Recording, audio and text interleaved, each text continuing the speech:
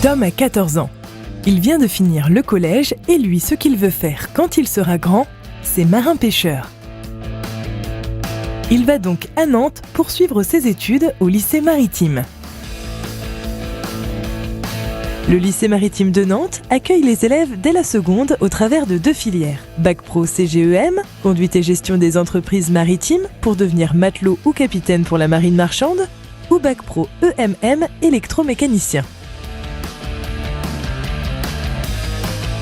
Tom va s'essayer à toutes les composantes de son futur métier. Réparation de filets de pêche,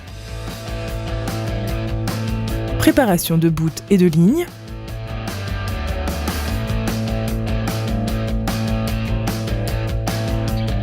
conduite de navire. Ceux qui ont choisi la partie dessous de cale sont formés à toutes les composantes techniques du bateau.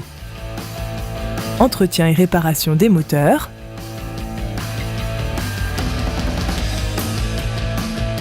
électricité, soudure, chauffagiste ou frigoriste. Un marin doit savoir tout faire en ayant conscience de l'importance de la protection de cet écosystème fragile grâce à des cours plus théoriques sur les quotas de pêche et les différentes directives internationales. Pendant sa formation, Tom a appris les gestes qui sauvent comme se servir d'un canot de sauvetage. Ça tombe bien, à Pornic, il existe une société spécialisée dans le contrôle des équipements de sauvetage. Ouest Sécurité Marine est une entreprise née de la fusion de plusieurs centres de sécurité de la côte atlantique, du Finistère et de la Vendée. Depuis 10 ans, cette entreprise de 25 salariés est spécialisée dans la maintenance et le négoce de radeaux de sauvetage, de balises de détresse ou encore de combinaisons dans les domaines de la pêche, la marine nationale, les navires scientifiques, les ferries et cargos et la plaisance. En effet, les radeaux de survie des navires professionnels doivent être vérifiés tous les ans.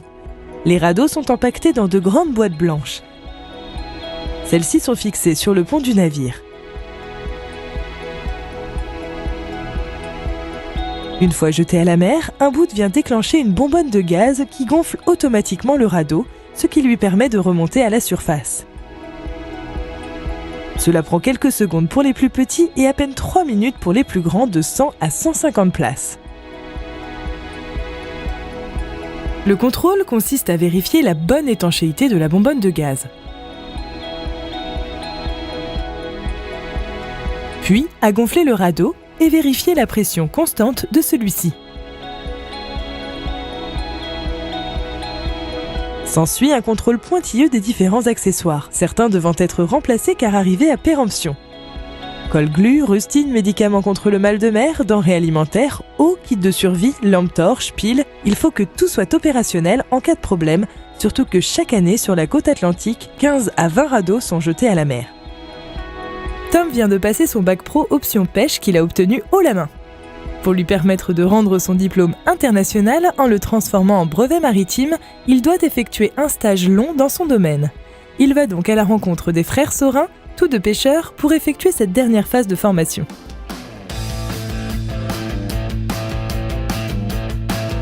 Clément et Jean-Louis Saurin, 24 et 21 ans, ont leur port d'attache à la Plaine-sur-Mer.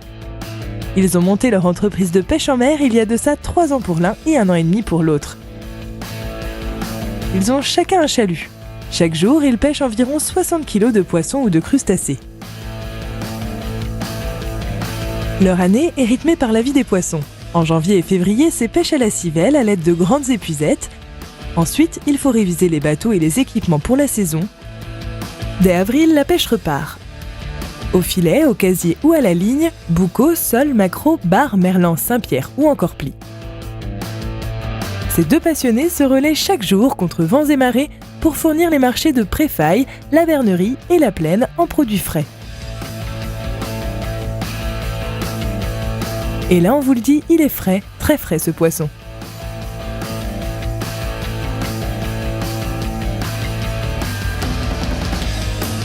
Comme vous l'avez vu, grâce à Tom, nous pouvons voir que la filière pêche est une filière qui recrute et qui propose de nombreux emplois. Même si cela reste un milieu très masculin, de plus en plus de femmes se forment à ces métiers certes difficiles, mais synonymes d'avenir et de solidarité sur notre territoire.